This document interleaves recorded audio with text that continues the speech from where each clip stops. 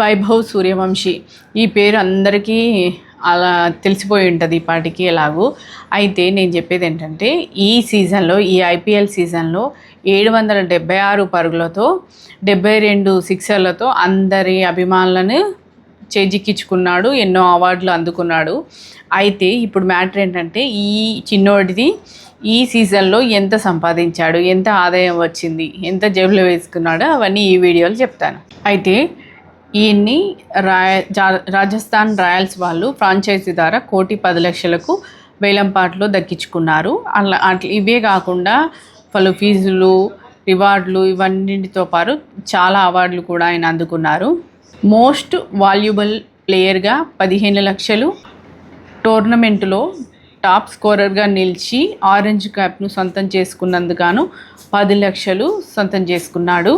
And super striker of the ఇయర్గా నిలిచినందుకు 10 లక్షలు, దాంతోపాటు టాటా సియారా కార్డు కూడా గెలుచుకున్నాడు ఈ అబ్బాయి. అలాగే సూపర్ సక్సెస్ ఆఫ్ ది సీజన్గా నిలిచినందుకు 10 లక్షలు, emerging player of the season award గెలుచుకున్నందుకు ఇంకొక 10 లక్షలు. ఇలా ఆయనకు చాలానే ఆదాయం వచ్చింది.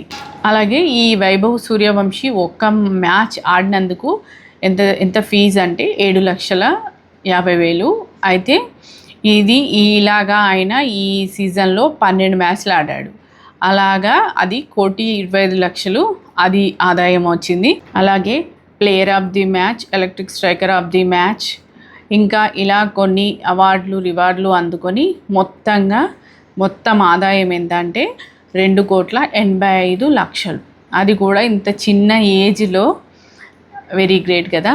యాక్చువల్లీ అలా ఛాన్స్ వస్తుంది ఒక్కొక్కసారి అందరికీ, అంతే.